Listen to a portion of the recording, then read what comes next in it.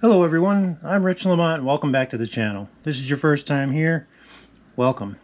So today, for this video, I just want to kind of do a quick rundown of a artistic salmon fly that I'm going to be tying.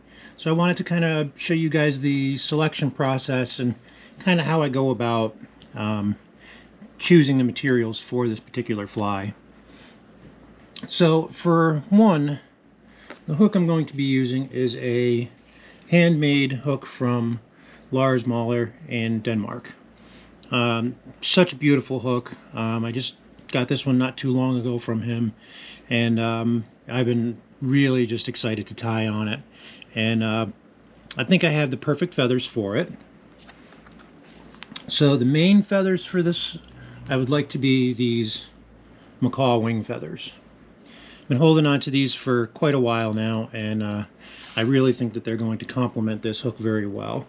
They're about the perfect size, shape, and yeah, I think I can do something really beautiful here. So these are going to be the two main stars, if you will. Now, the thing about it, about the rest, is trying to find everything that's going to match and complement the rest of the fly. So as part of my process, now I'm sure everybody's processes are different. I know some guys like to do drawings and really lay them out that way. I'm not much of an artist when it comes to pen and paper, but you know, my process works pretty well for me. So as you can see here, so I can get a better angle here. I've got boxes holding up the camera for this, so as you can see, that feather sits right over the top of that hook very nicely. Gives it a really great shape. I'm going to be really happy with this, but I'd like to find some other feathers to go along with this, and some really nice body work to complement it, along with a beautiful long throat. I think I'd like to have like a Schlappen type throat that's going to sweep back along the hook quite a bit. So I want it to be a little bit longer, not quite spay type long where it reaches the hook point, because I kind of like to leave this part open a bit. I want to be able to see this body work that I'm going to put into there, but I'd like to have something that's going to sweep back to somewhere around in here, but the color is going to be what's what matters here. So I've pulled out a few other materials that I want to lay out and kind of see how they look together. So for one is some peacock pheasant feathers. I can get some light on that.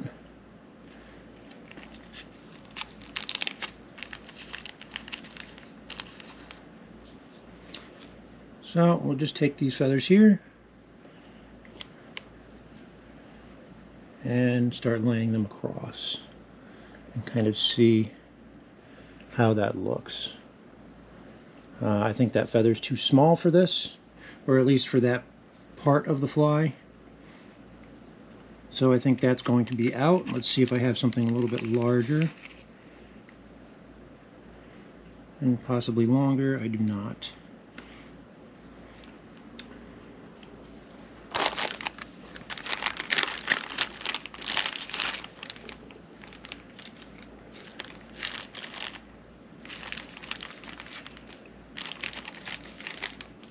Maybe.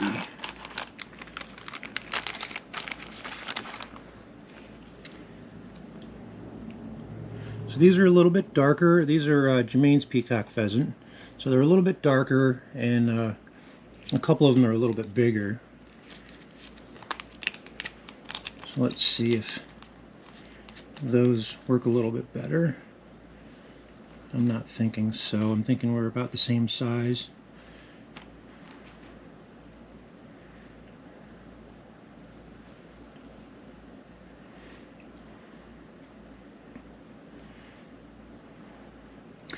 Yeah, see, these are about the same size. This is the Rothschild, and this is the Germain's. If you can look and see the differences. They're very subtle, but those are from two different species of birds. Well, same species, different subspecies. And I think that those are just not going to work for this. If this was a slightly smaller fly, I think this would work, but being that this is a larger fly, this hook is an 8.0 hook, by the way, so it is on the large side. And I think that peacock pheasant is not going to work here. So I'm going to move on and start looking at other parrot feathers. I have these powdered blue macaw feathers. These here, if you look at the shape of them, they are very straight. This one kind of has a weird angle to it. I don't think that these are going to work because of how straight they are, but they might. So we can put these onto the feather here and see.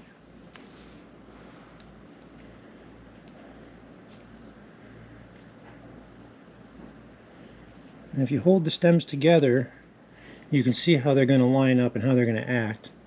And I'm not happy with that. I like the color combination, but I don't like how it sits. I might be able to change that a little, but I really don't know if that's going to be the right feather for this. I think that's just not going to sit correctly. So again, I think the powdered blue macaw is out.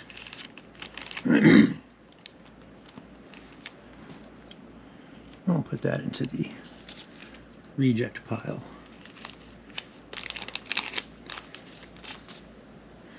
So now I have these green macaw feathers.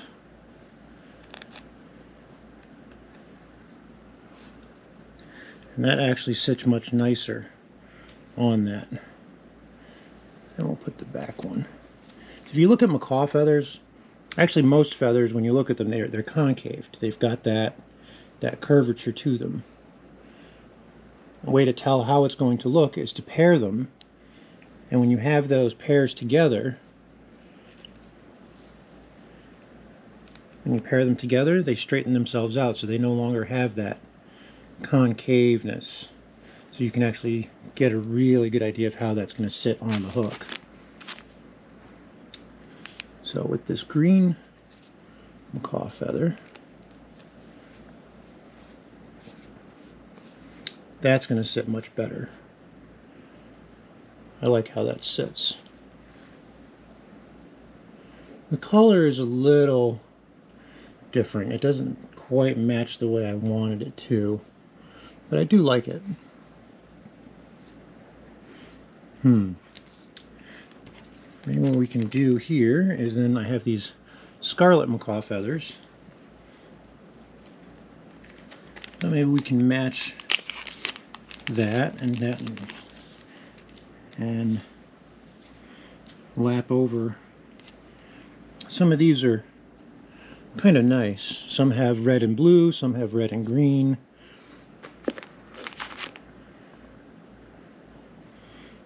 So we can take a few of these, and again you can see that that's got a curve to it. So let's see color-wise. This may actually be a nifty color idea.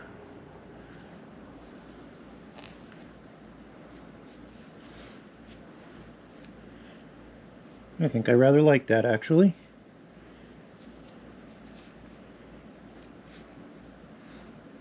I think that could look very, very nice. So I think I'm going to go with that. But now I want one more cheek to go on there. And I was thinking about this Indian Crow sub.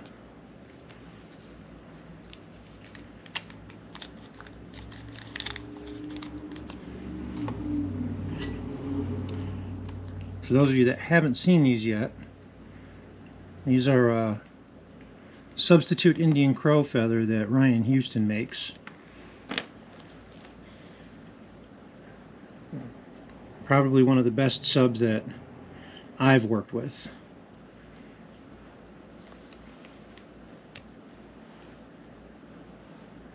I don't have my macro lens on, so if I get a little bit closer, you won't be able to see the detail. But once we get over to the vise, you'll be able to check it out. So let's see how that looks veiled over that with the macaw.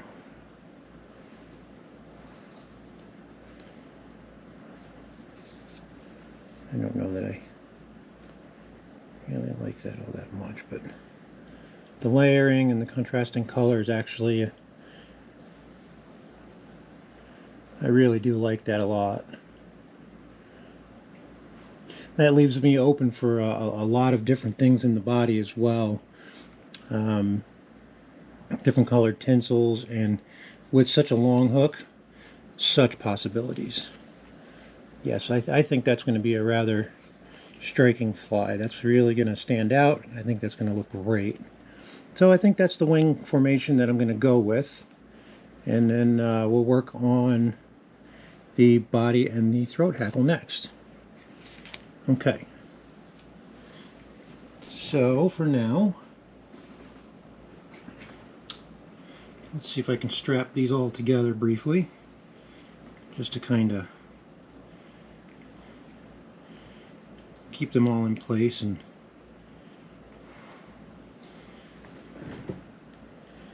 I don't know how this is going to work, but I'm going to try it.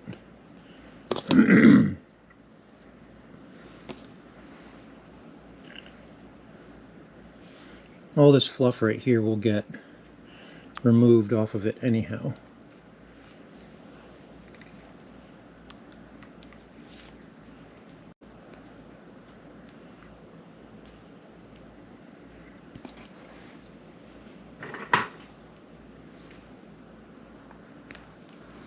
Okay, so now we've kind of got them lashed together. It doesn't look great, but you get an idea of how it's going to go. And you can start layering or laying out your hackle from there.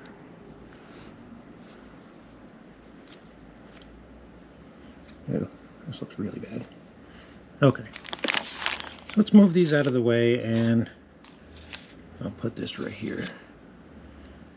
Just like that. Alright, so now we've got our body sections picked out. I need my matching opposite side.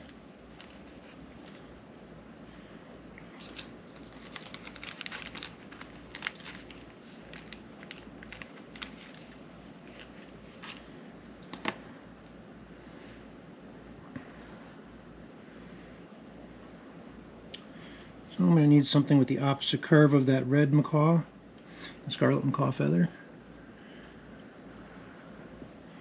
A little small.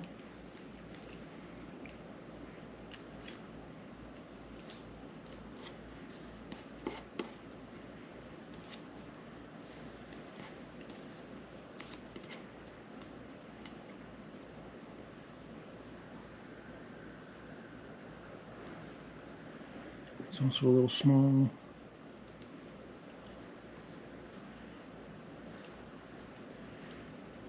This one's a little larger. That one's larger. Okay. So we will take these and set these aside as well.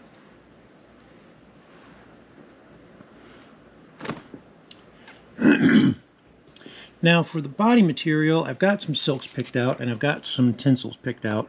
I think I'm probably going to wind up just kind of going with it, so to speak, as I tie. I kind of like getting a little bit creative and artistic and just making things up as I go along. It kind of makes the fly a little bit more exciting, it makes it a little bit more fun.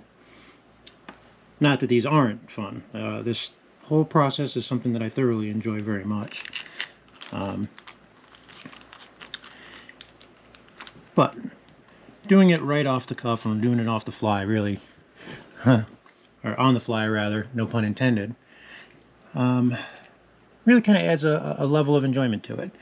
So for the matching colors I've got right now, this is kind of an orange red, but I think that I need something a little bit more red. So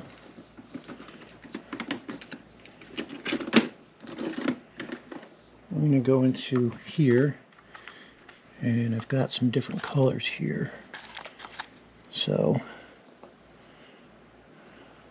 I'll go with a deeper red, and I definitely think we should have some green, and I don't think a dark blue is going to be the right color for this.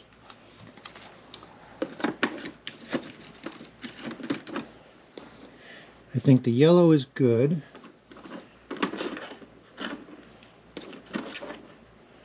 It's some sort of green, I think. It's kind of a yellow green. I don't know if...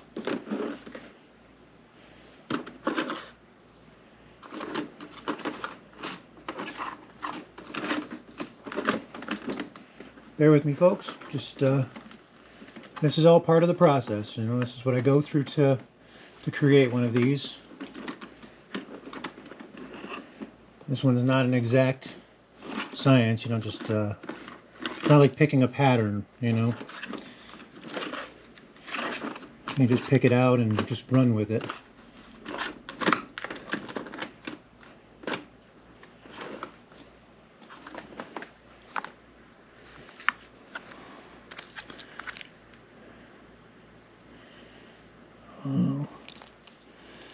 That's closer to that macaw green.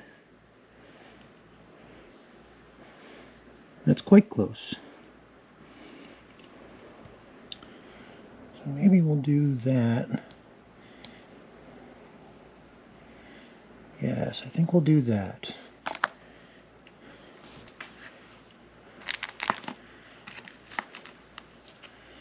And then some sort of a different blue.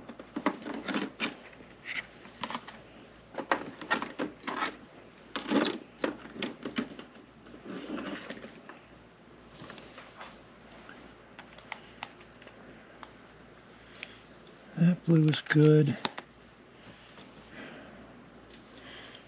Now, I don't have silk, or the Japanese silk, in a bright teal. I think this teal matches that blue on the wing. However, I feel like this is almost too bright for it.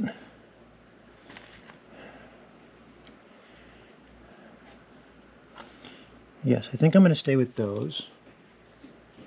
And then what I'll do is maybe spiral these together.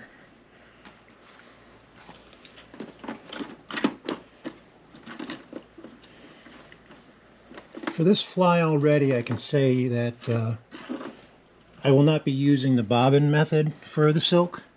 For this one, I will be using gloves. There's going to be too many pieces of silk and too many pieces of tinsel, and it's just going to be too much to be able to switch from bobbin to bobbin and spool to spool. They all kind of need to be tied in together and then wrapped together at the same time. So I think that's what I'll go with for the body. And perhaps I'll start actually at the rear of the fly with this. This will be the tag. Then after this being the tag, we can move on to maybe a combination of the two in a body segment here. And then the front body segment, we can have, maybe I'll do, maybe I'll do 4 body segments. I'll have the rear with these blending into these blending into the red. But where do I get the green in there?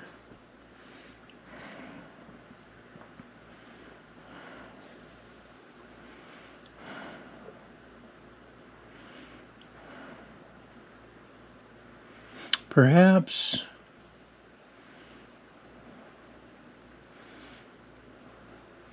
Perhaps I'll keep the red floss out of it, and I can use red in hackle. Because I would like to have the front segment hackled with some nice slapping hackle that's long and sweeping back and a nice throat. I'm thinking red hackle and an orange throat. However, I don't believe I have an orange that's quite that color. Let me see.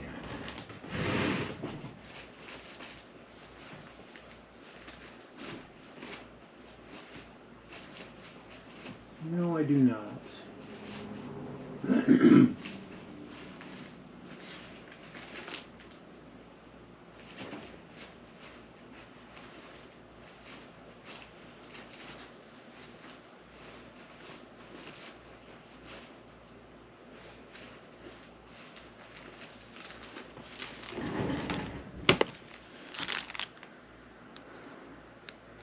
I could leave this floss out and use green in the throat, but I don't have quite an olive green hackle. I've got this green, which is a Highlander green. I think that's going to be a bit too bright. Same with the orange.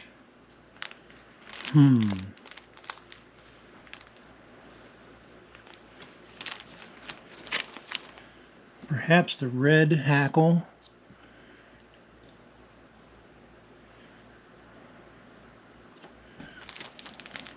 Would the orange help? Would the orange look good as a hackle? I don't think it would. I think a yellow hackle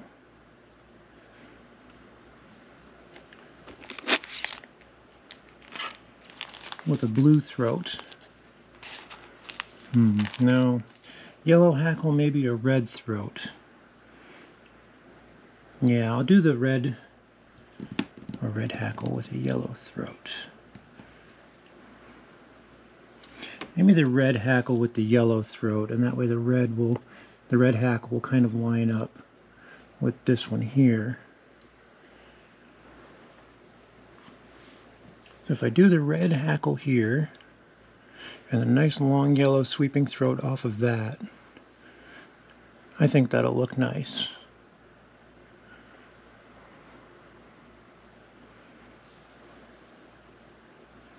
Yes, I do. I think that's a good plan for this fly. I think that's going to work out very well. And the tinseling I will do as I go throughout. I think I'm mainly going to stay with gold tinsel on this one. I don't use gold often. But I think with this fly, I think gold is really going to look good with this. Okay. I think I've got a good solid plan here, and this is what I'm going to run with. This is the setup that I'm going to do, and the fly I'm going to tie for my next video. So, thank you guys all for following along on this one. I just wanted to share the process with you and see how it is that we go about designing these and what our thought processes are as we go about selecting our materials for these artistic flies. I really can't wait to tie this one, and I'm looking forward to sharing it with you all. So again, thank you for following along. Thank you for subscribing to the channel. If you haven't subscribed, head on over, hit the subscribe button. That's going to help me. Not only helps the channel grow, but that helps me, understand and know that I'm doing something good for you guys and that I'm giving you good quality content. So go ahead and subscribe, and don't forget, 2 days on Thursday I will be giving away the Yosemite fly. And that fly, if you haven't seen it, go back and check out my video. It's titled How to Tie a Delta Wing Artistic Fly. And then I've also got another video, which is the 150 subscriber giveaway. If you go to that video and leave your name in the comments and you're a subscriber, you will be entered for that giveaway drawing. I will be doing the drawing live on Thursday.